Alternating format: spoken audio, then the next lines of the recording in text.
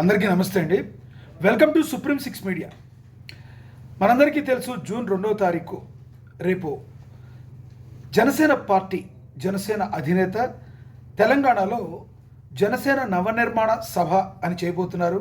తెలంగాణ జనసేన కార్యకర్తల కోసం, మరి జనసేన తెలంగాణ ప్రజల కోసం జనసేన పార్టీ ఏం చేయబోతుందో దాని గురించి ప్రజల కోసం ఆయన తెలియజెప్పబోతున్నారు రేపు.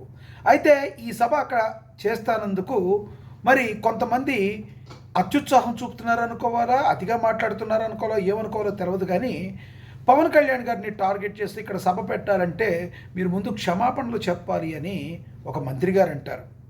ఇక ముక్కు నేలకు రాయాలంటారు సదరు మంత్రి గారు.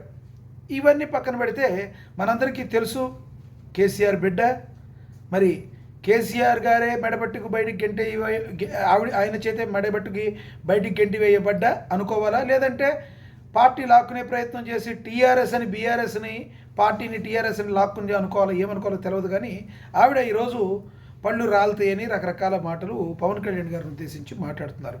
తెలంగాణ ప్రజలకి పవన్ కళ్యాణ్ గారు ఏం చేశారని క్షమాపణలు చెప్పాలి అని ఇక్కడ తెలంగాణ జన సైనికులు అడుగుతున్నారు.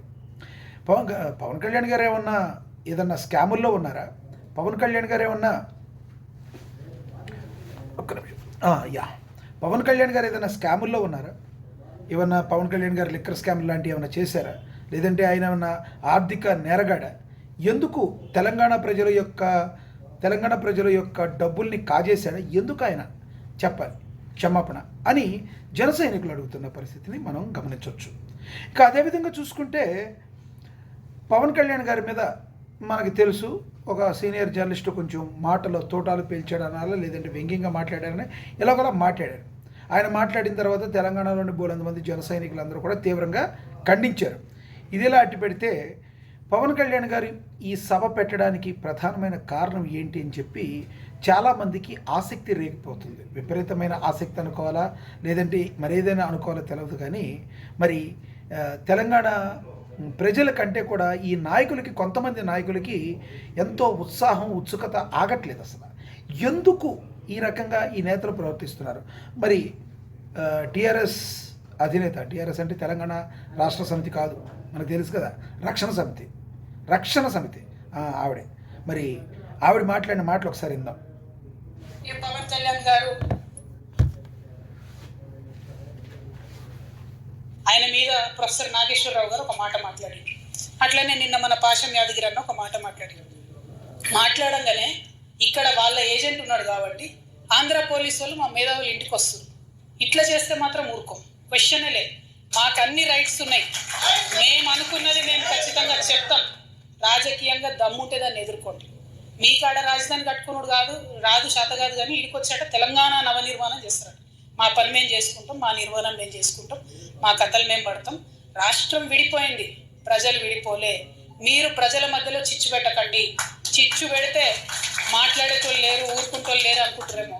ఇగో ఏమైపోయారమ్మా కవిత గారు? 10 సంవత్సరాలు మీరే చెప్పారు, మీ హరీష్ రావు గారిని అమ్మనాభూతులు తిట్టారు, మీ నాన్నగారిని తిట్టడం ఒకటే తక్కువ.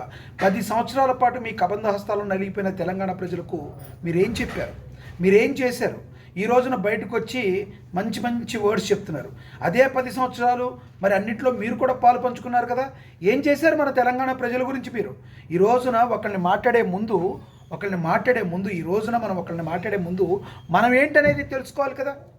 మనం ఏంటి అనేది తెలుసుకుని ఆ తర్వాత మీరు మాట్లాడాలి. మీరు ఇక్కడ మీ రాజధాని మీరు నిర్మించుకోలేకపోయారు. అవును, రాష్ట్రం నుంచి విడిపోయిన తర్వాత వాళ్ళ రాజధాని వారు నిర్మించుకుంటారు. ఒకరికి వచ్చి దగ్గరికి చెప్పాలా, రాకూడదా? మనమెవరు చెప్పడానికి? ఇక్కడ తెలంగాణ ప్రజలు కోరుకుంటే ఎవరు ఎక్కడి నుంచైనా వస్తారు. కాంగ్రెస్ పార్టీ ఉంది జాతీయ పార్టీ, బీజేపీ పార్టీ ఉంది జాతీయ పార్టీ. మరి తాడు బొంగరంలోని మీరే టీఆర్ఎస్ అని లాక్కుని మీరే పార్టీ పెడితే, మీకంటే ముందు నుంచి రాజకీయాలు ఉన్న పవన్ కళ్యాణ్ గారు తన జనసేన పార్టీని జాతీయ పార్టీ చేయదలుచుకున్నాడు. మీ ఉడత ఊపులకి ఆయన బెదిరిస్తారా? మీ ఉడతల ఊపులకి చింతకాయలు రాలుతాయా? కవిత గారు, మీరు ఒకటి తెలుసుకోవాల్సింది ఏంటంటే, మీరు మీ తండ్రి గారి దగ్గర నుంచి గెంటి వేయబడ్డారు అనుకోవాలా, లేదంటే మీ తండ్రి గారి పార్టీ పేరుని మీరు లాగేసుకున్నారు అనుకోవాలా? ఇప్పుడు వరకు మీరు క్లీన్ చిట్ మీకు ఏది ఇవ్వలేదు. లిక్కర్ కేసులో మీ మీద ఇంకా అభియోగం అలాగే ఉంది, మీరు క్లీన్ చిట్ మీకు రాలేదు. ఏమీ లేకుండా ఈరోజు నేను ఈ టవల్ వేసుకున్నానంటే పద్ధతి వేరుగా ఉంటుంది.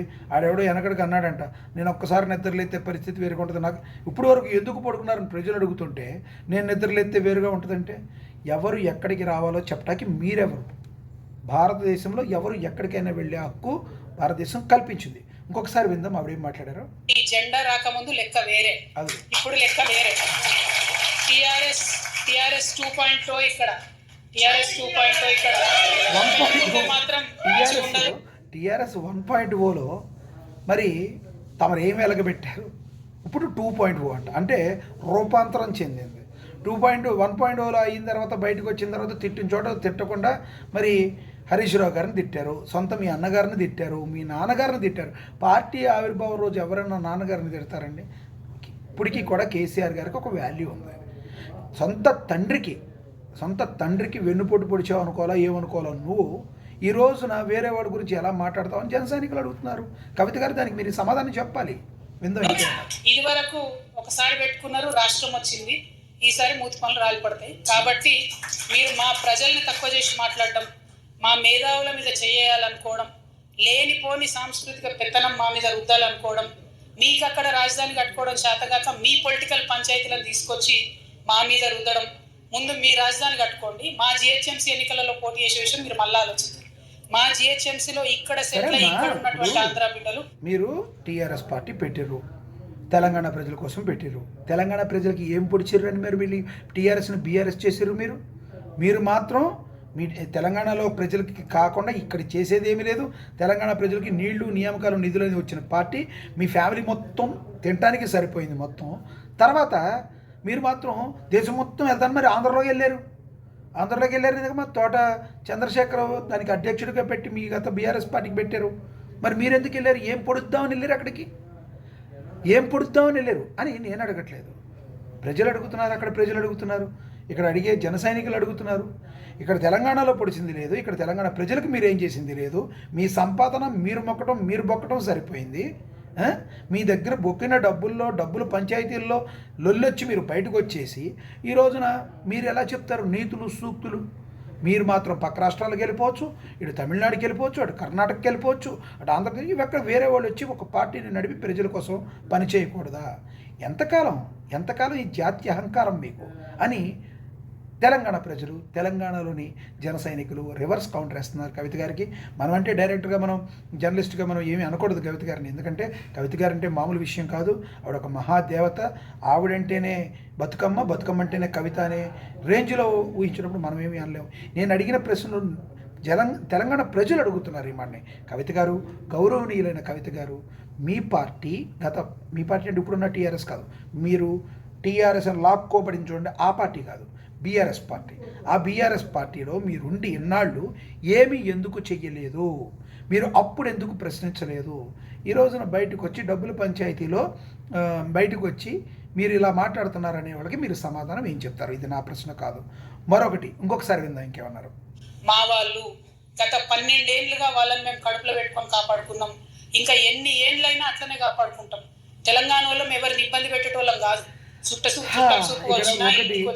అయిపోయింది, బాగానే మాట్లాడారు. చివరికైతే ఏదో కవర్ చేశారు కానీ ఎక్కడ ఆంధ్ర ప్రజలు, తెలంగాణ ప్రజలు ఎక్కడ కొట్టుకోవటం లేదు. అందరూ మంచిగా ఉన్నారు. తెలంగాణ ప్రజలు ఎంత మంచోళ్ళు, ఆంధ్ర ప్రజలు ఎంత మంచోళ్ళే. ఆంధ్ర ప్రజలు ఎంత మంచోళ్ళు, తెలంగాణ ప్రజలు అంత మంచోళ్ళే. ఇక్కడ ప్రాబ్లం వల్ల తెలంగాణ నేతలు, కాంగ్రెస్, అదేవిధంగా ఆంధ్ర నేతలదే ప్రాబ్లం. మీరు నేతలు పట్టుకుంటారు, కొత్త సీసాలో పాతసారి. ఎందుకు అమ్మ మీ బీఆర్ఎస్ పార్టీని ప్రజలందరూ యావగించుకున్నారో తెలుసా మీకు? నీళ్లు నిధులు నియామం కోసం వచ్చి ఎంతోమంది ఆత్మ బలిదానం చేసుకుంటూ వచ్చిన తెలంగాణలో మీ అయ్యగారు, మీరు అందరూ కలిసి మళ్ళీ అక్కడున్న పాత నాయకులందరికీ టికెట్లు ఇచ్చిర్రు. ఎందుకు టికెట్లు ఇచ్చిర్రు? తెలంగాణ ప్రజలకు ఎందుకు ఇవ్వలేదు టికెట్లు? మీరు మాత్రం వ్యాపారం చేయొచ్చు, వెనకాల వాళ్ళు మాత్రం వేరే వాళ్ళు వచ్చి తెలంగాణ ప్రజల కోసం పోరాడుతుంటే, తెలంగాణ ప్రజల కోసం పనిచేస్తుంటే మీకు కడుపు మంట అని రాజకీయ విశ్లేషకులు చెప్తున్న పరిస్థితి మనం చూద్దాం. ఈ విషయంలో రాజకీయ విశ్లేషకులు చెప్తున్నట్టు తెలంగాణలోని బీఆర్ఎస్ పార్టీ కానీ టీఆర్ఎస్ పార్టీ కానీ వాళ్ళ కోసమే పనిచేస్తుంది అనుకుంటున్నారా, లేదు అంటే ప్రజల కోసం పనిచేస్తుంది అంటున్నారో కామెంట్ బాక్స్లో కామెంట్ చేయండి. సుప్రీం 6 మీడియాని షేర్ చేయండి, లైక్ చేయండి. నేను మీ లక్ష్మీనారాయణ హరిశెట్టి. నమస్తే.